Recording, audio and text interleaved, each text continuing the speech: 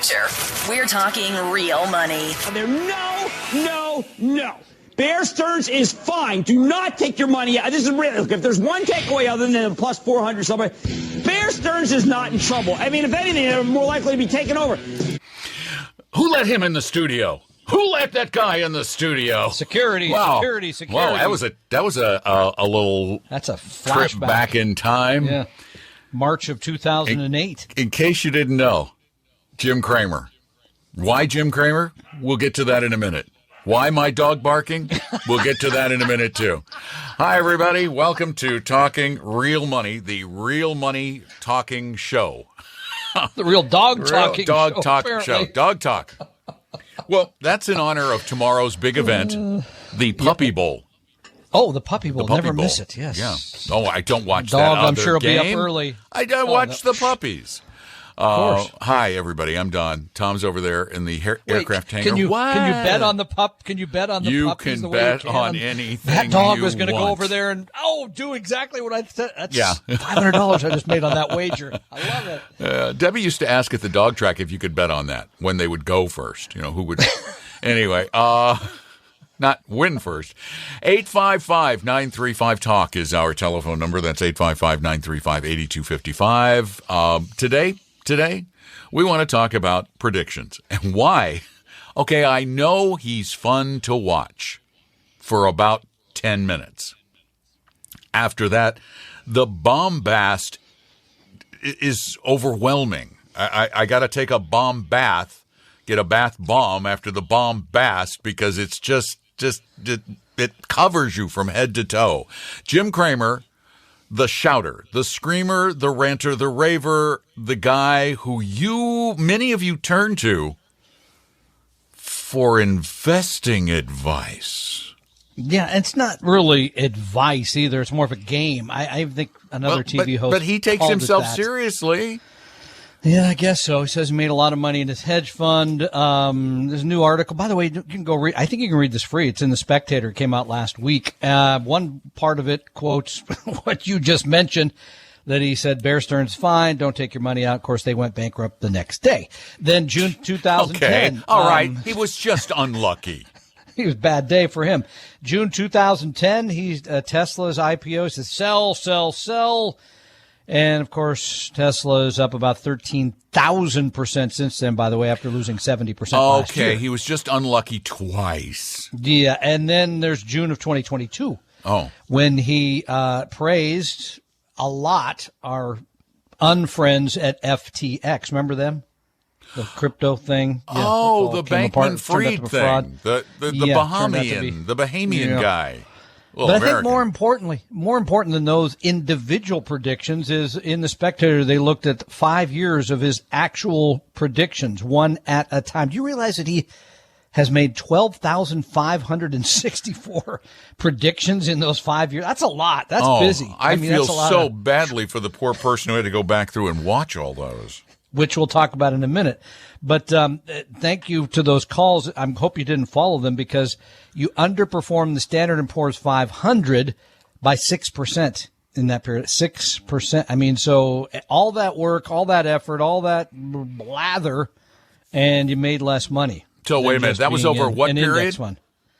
2017 through 2022, which I believe just expired a few months ago. 5-year period. Yeah. And during that period, the S&P 500 returned, what was it about? A lot. Yeah. But average annual over that period was. I don't know. I think it was about 10 for some reason. That's what's sticking in my head.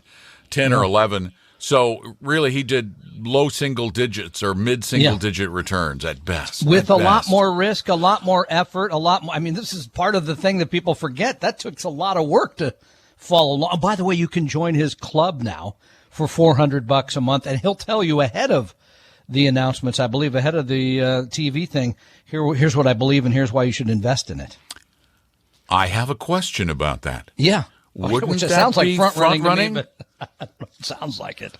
But what do I know? I mean, if you're going to give someone access to information that is not yet generally known to the public, I just somehow that's. Although maybe his argument will be, yeah, but my advice is no good. Look at the numbers. Yeah. Why are they listening? Why are they listening? If they want to buy ahead of time and lose, hey, maybe it's just another bit of, maybe the guys who run the Cramer inverse ETF getting to that. could hire could be a part of his club so that they could get their shorts even sooner. In a knot, shorts in a knot. So, I got that. Oh, thank you. I'll be here all week. Juvenile humor. I get it now. That's about where it ends.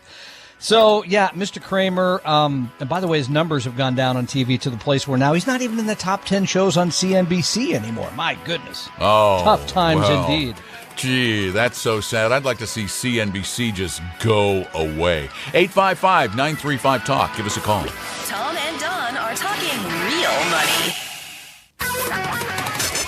Your guides to a really great financial future. Tom and Don are talking real money. Hello, welcome back to the show. Don here, Tom there. 855-935-TALK is our phone number to do something really important, and that is try to get your financial life on track. That's what we're here to do. We want to get you on track. So give us a call, 855-935-TALK. We're talking about how wrong Jim Cramer has been when it comes to picking stocks. And yet he wants you to pay him $400 a year to get his bad stock picks even earlier. But what you're if part of the club, too? You probably get a T-shirt or something. Oh, I bet not. I don't know. I'm just guessing. You get the button. Smack that button. Wham. But what if you could buy an exchange traded fund that did exactly the opposite of what Jim said? It shorted every stock that he suggested. Well, that was proposed last year. It was its ticker was supposed to be SJIM, short Jim. S-Jim. Ooh, I like that. It's a clever name. And it's very interesting. I was able to find its returns, its hypothetical returns, through October of 2022. Now, for 2022. For the year to date through October. So the first 3 quarters. No, more than that, because November, December. So and by that point, point, the S&P 500 was down approximately 17%. Sounds about for that right. period. Mm-hmm. If the short Jim fund had existed and you had purchased it, you would have, for the year, to that point, seen a positive return. A positive return? A positive return of 71%. Gosh, how can they deny? They got to approve that immediately. You're It does stopping not people from exist making yet. a lot of money. They also did a hypothetical inverse Cathie Wood fund. That would have had that one big was year. that was only up 54%. Well, okay, still 54, 70, but whatever. Jim, That's still basically, good money. it's saying that Jim's picks performed worse than Cathie Wood's picks, which was Jim makes Jim makes a lot of picks. He makes more picks. I mean, Kathy has a small portfolio. So she's more of a buy and holder, I think. But what does this tell you? What is the moral of this story? I'd like to see you, frankly, do something. If you use individual stocks, if you follow Cramer's work, I hope you don't. But if you do, I'd like to see you do something less speculative. Like maybe sports betting, crypto, SPAC, something more in the middle. That's less risk. Sports betting now legal in 30 some odd states. Let's not even go there. Tom is so angry. Now, some of you will hear this after the Super Bowl on the podcast, but those of you who are hearing the show live know that on Sunday, people all over the country will be betting on everything Super Bowl. Not just the game, but like every down, what's going to happen now. Yeah. I think it's awful. Will Travis Kelce pirouette and fly through the air on 3rd down and 11. 3-1 odds on that one. I hope they're higher than that. Who knows? No, I just hate that. It reminds me the old expression: "A fool and his money lucky enough to get together in the first place." When you're doing that. Oh, that's a good one. A fool and his money are lucky enough to get together in the first place. I mean, that's really shocking. So at any rate, okay. So back to the Cramer situation. Yeah, what's the moral? The moral is not if you're going to buy stocks, be smarter. Isn't No. the moral, what the heck are you doing in stocks anyway? Because if you're in individual stocks, you're trying to do the same thing Cramer does and does unsuccessfully. And by the way, he has access to more information than you do. A lot more. And, and he spends a lot more time on it than most people. And he's been in the business for, as he'll remind you, what? I don't know. 40 years, 50 years. So he knows his way Jim, around Wall Street. He used to have a hedge fund. I've been in the business as long, and I never had a hedge fund, which gives me, maybe, I think that gives me higher third points. Act. Yeah. Third act. Uh-huh. We could have a Tom and Don hedge fund. You know what my hedge fund will consist of? Oh, come on. Some nice boxwood. Okay. A lovely portfolio of hedges. Ooh. And I want the 2-level effect. Yeah, I want the one higher than the other one. So that's all. Now, so the moral of the story. There was a soccer guy named Nee the other day. I was like, really? Is he one of the knights who say Nee? He may be because he's English. Could be. He could be. So, I mean, what do we learn from all this? We learned that, even not a darn even thing, ladies really, and gentlemen. well, no, we didn't learn anything because we're going to continue to be stupid. So stop thinking about it. There you go. It's all. We're done now. Just go to something else. Let's just go home. Okay, that's it. Fine. I was going to mention the guy that came up with the random walk down Wall Street 50 years ago thinks the same as we do, but that's okay. We won't. No, do that. okay, we can do that because that's actually good advice. That is actually good advice. And who is Burton Malkiel? Just tell us who Burton Malkiel is. I think he's still a professor of economics at Princeton, right? He works as an advisor to Wealthfront. Is he an academic? Yeah, he's kind of studied the numbers. Studies this stuff for a living and has published multiple papers and books. Indeed. And what does he say you should do? He says you want to own a broad stock market index fund. Not just the S&P 500. Oh, Tom. Broad market. That's broad so market. Boring. I know. We sound old-fashioned. Old school. School they built before the old school burned down. I mean, but the reality is Burton's been saying this for a long, long time. And by the way, he did remind us in this piece that there's almost $6 trillion now in index funds. So congratulations to those of you in index funds. Holy which is cow. where you should be, in index funds. I didn't know this. I feel bad not knowing. The Cathie Wood Inverse Index Fund You're still on this? actually exists. It is Yeah, not I think we did do that, hypothetical yeah. like the Jim one. And how's year to date? It's probably down. Oh, down 22%. Yeah, because all of her picks have gone. How did it Straight do back last up year, this year. though? For the whole I think year. you said through the 10 No, months the it was whole year. down like, I know, I'm just trying to think. You said 10 months it was down 50 like something, 50%. yeah. I'll say 45% because they came back a little bit. They didn't. 82. Last 2 months. 82. 82. 82. Woo. 82% gain. So, I mean, you with an 82% gain Can you get it with year, leverage? You can. Can you get it with sure leverage? Sure you can. I want a little leverage on that. Yeah, Baby. you can Come on, margin super. yourself up. Absolutely. You go get them, bud. Whereas it's funny, last year Three times something. Come the on. comparable benchmark was down almost 20%. But still, the average annual return is double digits. I mean, it's an impressive average annual return. So, She lost 67% last year. but let me tell you, I just want to throw something in for anyone who's going, "Oh, I gotta buy that fund." Leverage that thing. Yeah. No, it's a short fund. Okay, short funds are inherently There's dangerous. people selling this stuff all the time. You read about it. These leverage on short. Remember, insane. Cathie Wood should win overall.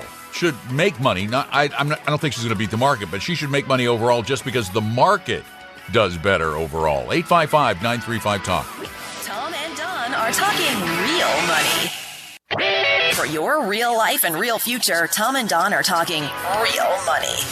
Hi, we're here for you all the time. We're here for you on weekends on Northwest News Radio, 1000-97.7.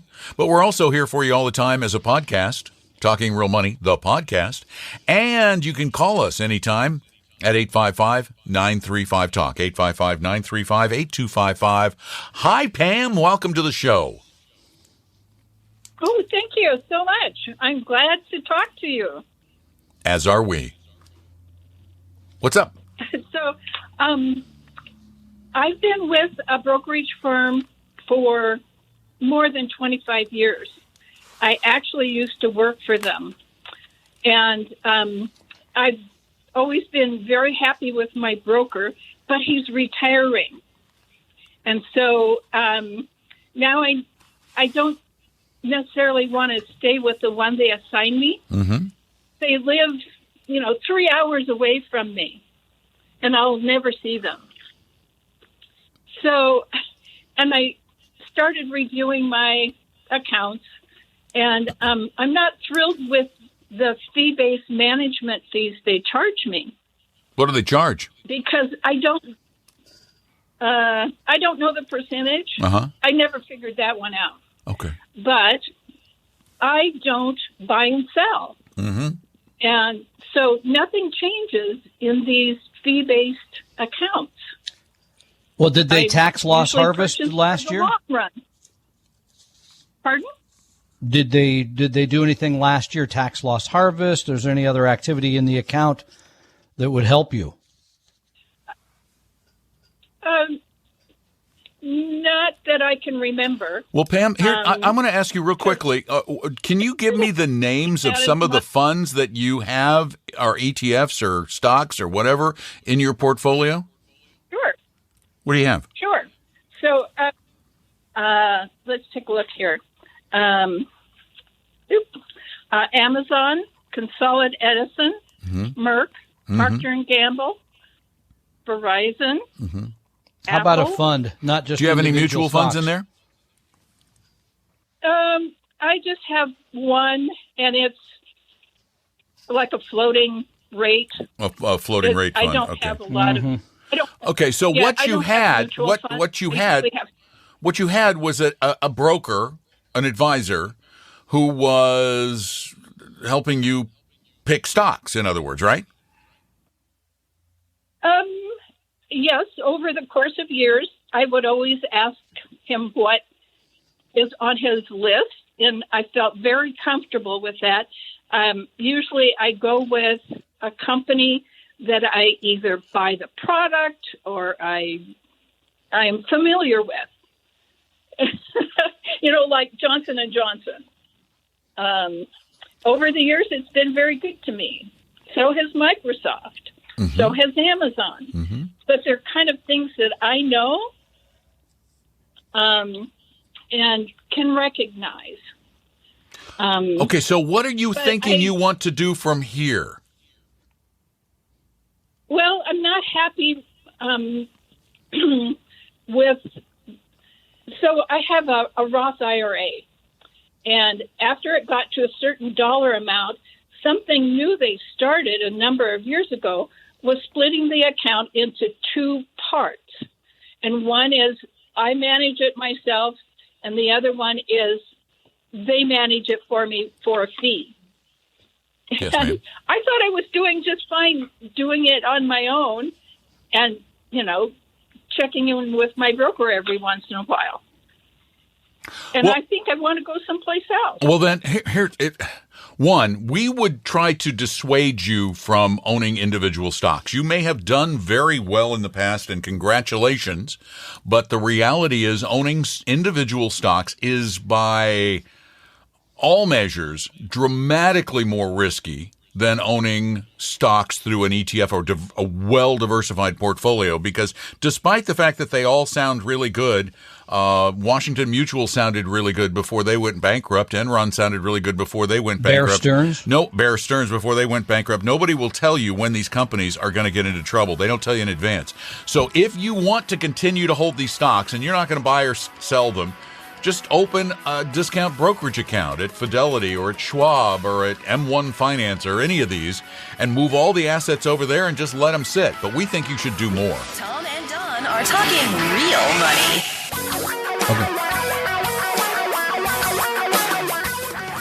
Reality radio for a really great future. We're talking real money. Owning individual stocks is, one, very old school.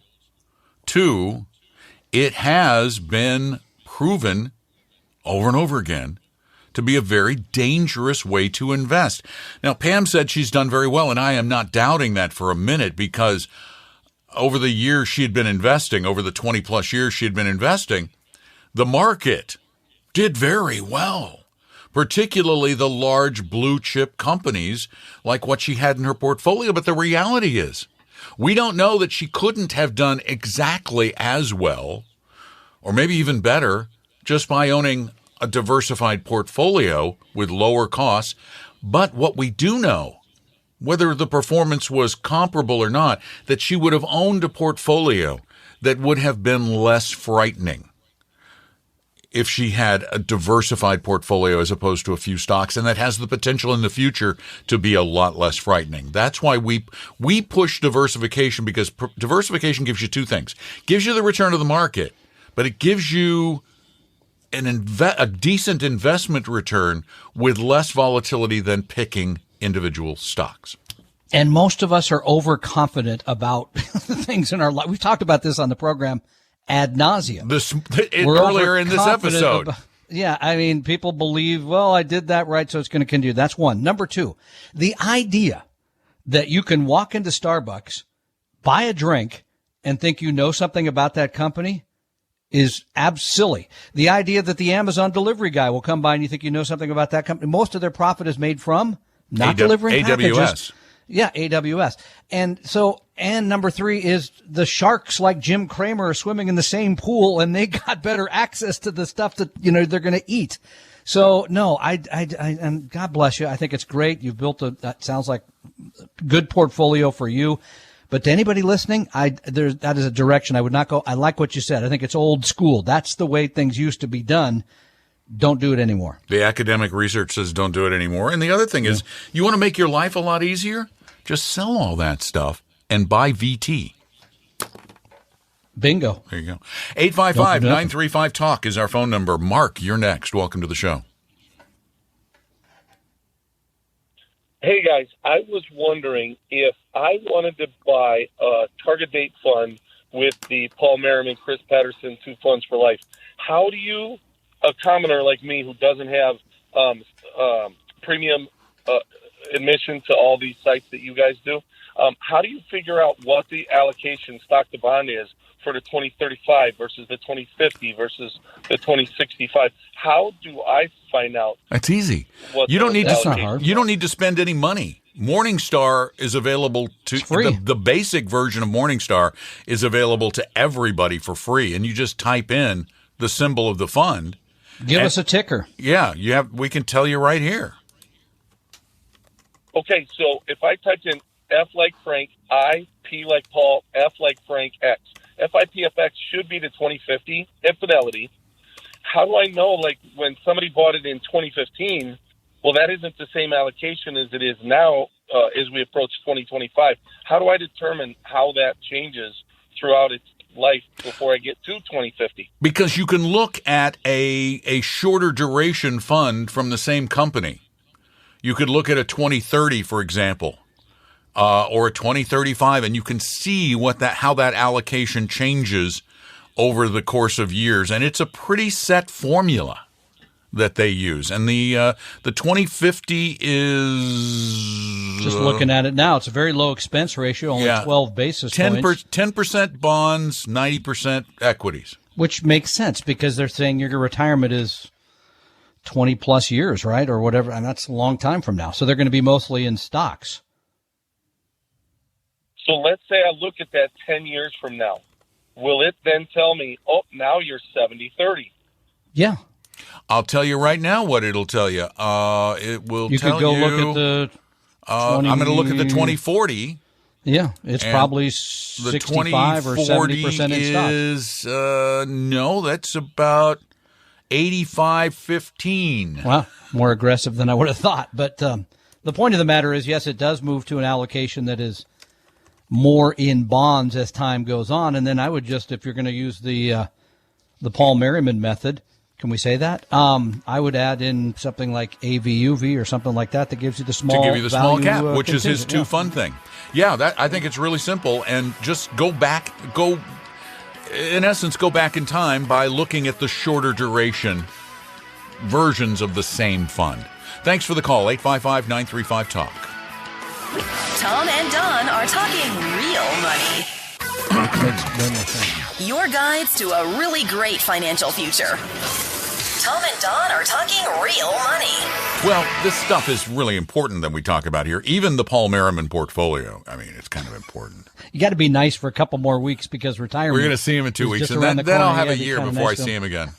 Good point. Yeah. You can bash him. No, actually, I am the narrator of the audiobook version. Oh, that's a good point. The Millionaire book that Paul wrote, which was the two-fund book, which basically says, it's so easy. You buy the right target date fund for your age. If you're going to retire in 20 years, then it's the 20. Well, you could go 2050. That's fine. You buy that. You got that. But those funds do not have much in the way of small cap value. And small cap value. Yeah. Right. Yeah. Which is, if you buy small cap and value together, you kind of get two of the legs of the stool that support the slightly better returns, and you get them in one fund. So wait. Small cap slightly better? Okay. I just looked at this number again. Dramatically better. Almost 100 years. It's almost a 3% a year difference. Yeah, but I'm talking about small cap value adding and that large growth. It slightly improves the overall return of the portfolio because you're adding a small amount. Corrected. Yeah, that's what I mean. Okay, fair. All right. But you just add in that 20%. So if your portfolio is 100,000, 80,000 goes into the target date fund, 20,000 then goes into, and I got nothing against. Okay, you could use VBR at Vanguard. You could use AVUV from Avantis. Either of those would be just fine. Then you're all set. You're ready to go. Yep. At a very low cost. Very low cost. If you use a target date fund from Vanguard or Fidelity, low cost. Low. Really low. So that's a great way to go. We're big fans of it. 855-935-TALK is our telephone number, 855-935-8255. Tom has an announcement. Yes, this is very important. He's very excited about this. And I told you this would happen. I know. And I told you. I should have listened. I love this. We bought a lot of radio ads that we really didn't need to buy because it would have filled up anyway. Sometimes, okay. Retire Meets 2023. Yeah. 2 weeks from today. 2 weeks, 14 days. How many hours is that? I don't know. It's a lot of hours from now. Not enough hours. Not for me. I believe that is basically sold out. That said, in the in-person version, if you want to come and see us in Bellevue, I think there's a couple of seats left. You'd have to go right now to retirement.com. Literally, and if you're listening to the podcast, it's too late. Yeah, it's too late. If you're listening to the radio show on News Radio 1097.7, it's not too late, but you need to go to RetireMeet like literally now. Yeah, and so virtual, we already have over 800 people signed up virtually. It's crazy. So, and we agreed this year we'd only do 200 in person because Don likes things a little more intimate. You know, he's kind of that shy he wants to have a few people in his room. Just a couple. No, as a matter of fact, actually, I like a big room if I'm talking to a room. But if in one-on-one, it's that human contact that no, I'm serious. Okay, I don't. It's why do you think I live in the studio all the time? I thought Debbie had put the word out on that, but I could be wrong. No, Debbie's a social butterfly. No, I know. She's down there doing that. She locks you in the room upstairs. No, she would. She would love it if I had a cousin enjoyed like it that as once. Much so it's okay. I get it. And I don't. Anyway. I don't. Tomorrow, I wanted to just stay home and watch the Super Bowl. I really was excited. I make up a big plate of nachos. You're going to bet on 3rd and 5? No, because sport betting is illegal in Florida. So. Oh, okay. Well, I wouldn't want to go public with that. I don't bet. I don't play the lottery. If I go to Vegas, I bet $40 the whole time I'm there. I'm a terrible bettor. I don't like it. I don't believe in it. It's stupid. It's stupid. It's entertainment. It's entertainment. That's okay. Anyway, what was I going to say? Oh, and I have no idea. She turned around. We got invited to a Super Bowl party, and apparently I got to go. Okay. You could come here. We've got the combo party, Super Bowl birthday. Wouldn't that tomorrow. Still be a party? Good point. And wouldn't Very good that point. party be 3,000 miles from where I am right now? I think it's about 3,500 if you actually check it. So, well, yeah, it's a bit of a. You that- got to get going. Get on your horse, as they say. Given that I'll be getting on one of those winged test Horses? tubes in the sky. Your favorite Petri dish ready for you? Let's see what germs we can mix together in a tube, Doctor.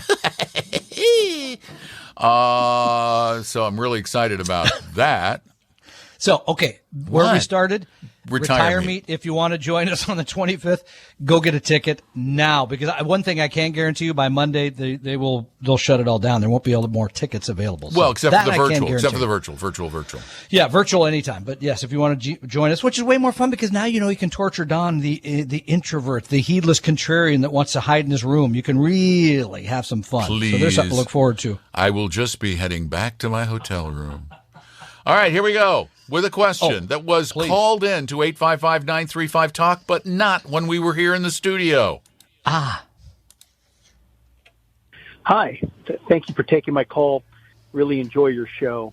I have a question in regards to the ticker symbol QYLD. I know that you've discussed these kinds of securities in the past on your show, and I believe that it is a covered call security, and it's an ETF. It has an expense ratio of 0.6%, and it pays out really high dividends. Now, the question that I have for you in regards to this security is that whenever I make an investment, I compare it to a benchmark like the S&P 500. And I know that just by looking at the two, the S&P 500 has outperformed the security. However, my friend is wondering, which I have this discussion with, he's wondering, well, what about the dividends? I use They're always Finance, factored into the returns. to compare. That's in part of the return. Oh, wait. Yeah. We're pretending like he's live. I see that that He's going to that go it on. has not outperformed the S&P 500. However, the dividends are pretty high in comparison to the S&P 500. So my question to you is, when you look at these charts, do they include in the performance, do they factor in the dividends as well?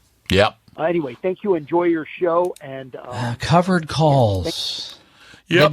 They're just bigger and bigger, it seems, again. It's like they go away, they come back. It's like that cousin you don't want to have at the party with Tom. but It's annoying.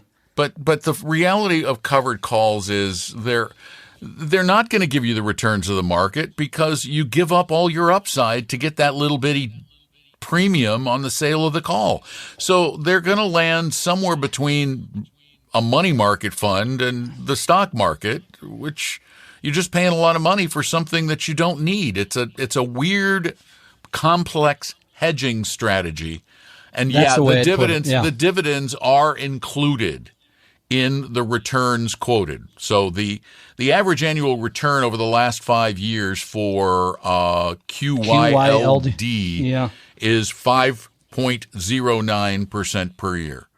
And by the way, I'll add, which is less than the S&P 500. I'll add one other thing. This is not a fund that we use nor recommend. No, nor would we ever. I'm just saying, just putting it out. Nor will we ever. No. You want to try squeezing one more call or not? No? No. Are you kidding? Close. We have 30 seconds. I know. We could be fast this time. No, we can't be say that something fast. important. I don't think so. All right. And then we just end up rushing. We have to hold them over till the next podcast or the next hour of the show. The next year. Yeah. The next guy who sits in that We're seat. in February. We don't start a new year for a while yet. Thank goodness. Okay. Do we have any major holidays coming up? I hope Yes, not. we have another one on the 20th. As I told the employees, it's a holiday, but you don't have to take it off. You can still come to work. Oh, then there's That went Valentine's over well. Day. Tom and Don are talking real money. For your real life and real future, Tom and Don are talking real money. Well, the excitement is mounting here at the Retire Meet Marathon. I'm looking at the big tote board behind us, and we are almost at our goal. We have almost reached our goal and sold out Retire Meet 2020, Tom. Don McDonald, Tom Cock, Paul Merriman, Apollo Lepescu et al. Will be there in Bellevue in person the 25th of this month. And Oh, if look you at can't that. make it in person, 3 virtually. seats left. That's it. No, wait. RetireMeet.com. Well, you still got 20 seconds.